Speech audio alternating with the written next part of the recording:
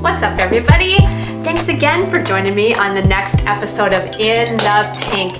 And if you are not familiar with what that term means, that is a term coined way back in the 1500s, before pink was even a color. And it referred to being in optimum health and happiness.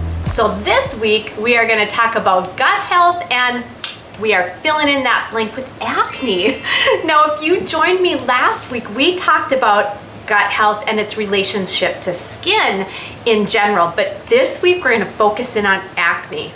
But as always, I'm always going to start out with a what we know. So my first what we know that there is a definitive relationship between gut health and our skin in general, and it's called the gut-skin axis. And more studies out there are validating this link, showing that our skin health is a great indicator of what is going on in our gut. And my second what we know that our skin as a whole is colonized by trillions of microbes, by trillions of bacteria that are either working for us, keeping us in homeostasis, or working against us, keeping us in dysbiosis. So basically maintaining our skin health or exacerbating skin disease. We also know that more and more studies are drilling down on the exact microbes that are overgrowing and causing these skin issues. One of them being Cutibacterium acnes, and one being Staphylococcus epidermidis. So these are just two microbes on the skin surface, on the skin microbiota, that are found to be more prevalent in patients with acne. And when we're talking about the microbiome populating our gut, BACTEROIDES is a species of microbe that is found to be more prevalent in these acne patients. And my third what we know that acne is categorized basically in two categories. We've got acne that's driven by gut health, and we've got acne that's driven by hormone imbalance. So on the gut health side of it, conditions like SIBO or even leaky gut are definitively linked to acne.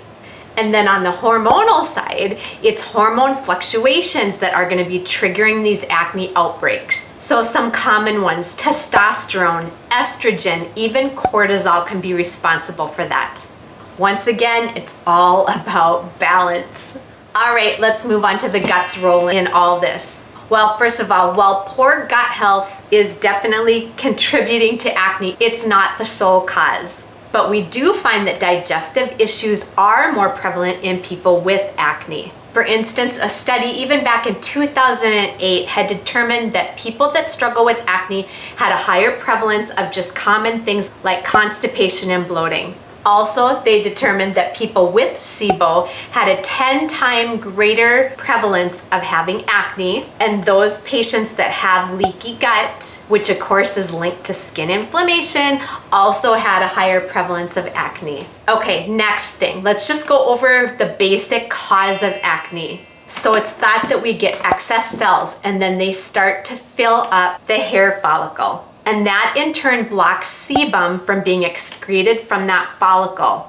And when it's not excreted, then we start getting these bacteria overgrowth. And of course, that causes inflammation due to an inflammatory response. And if you remember, at least 70% of our immune system cells are residing in our gut. Now, in turn, when we talk about hormonal acne, that is caused by hormone fluctuations. So for instance, if we get an increase in testosterone, that's going to stimulate these sebaceous glands, which increases sebum production. And that increased sebum is going to clog those follicles. Now, of course, this is very prevalent in teens that are going through puberty. It's also very prevalent in women during their menstrual cycles, women that have PCOS, and even during menopause. Now, cortisol is another one that can be responsible for this. And if you remember, cortisol is a stress hormone. So when we get that increase in cortisol, that starts dampening our immune system and dampens the immune response. So of course, that disrupts bacteria balance in the gut, and that all contributes to skin inflammation. And again, that skin inflammation is going to tie into acne. All right, now let's cover digestive acne. And here's kind of where it all comes together,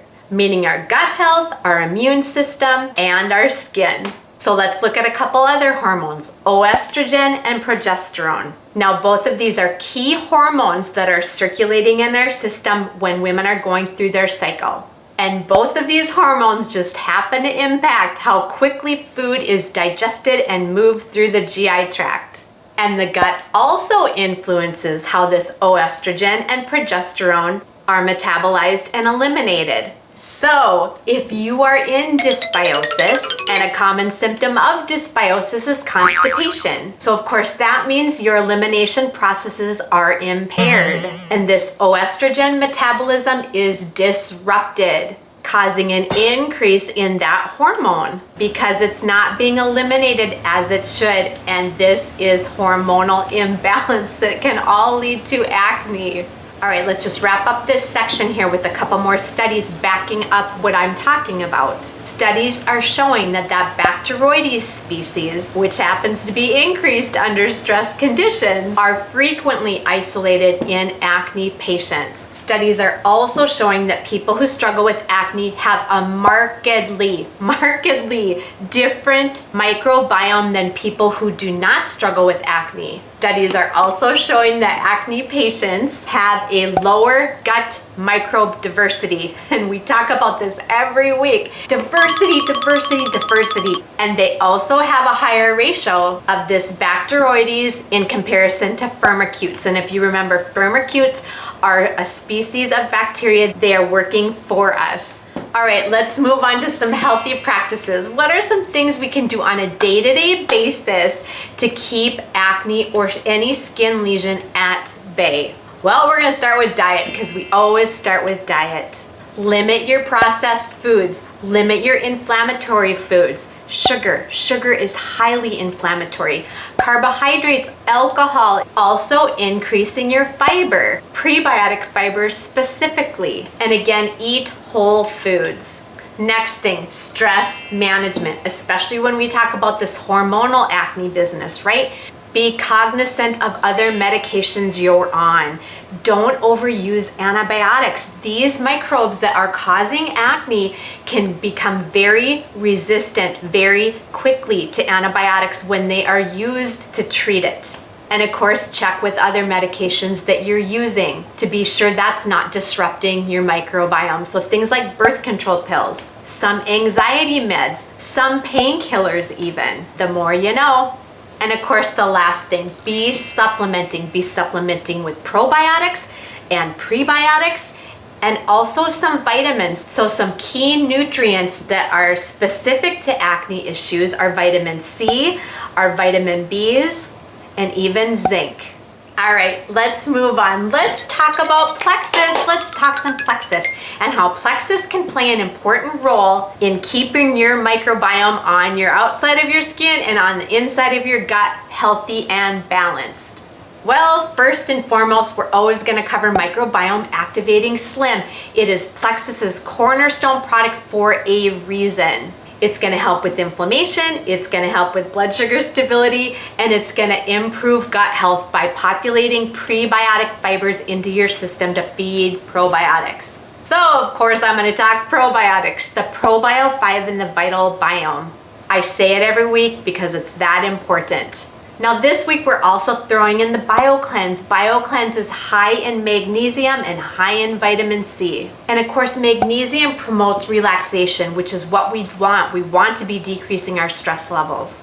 And magnesium is also involved in hormone regulation and hormone metabolism. And it specifically helps estrogen balance by promoting the excretion of this excess estrogen that we covered a little bit earlier. And the curveball product of the day, MetaBurn.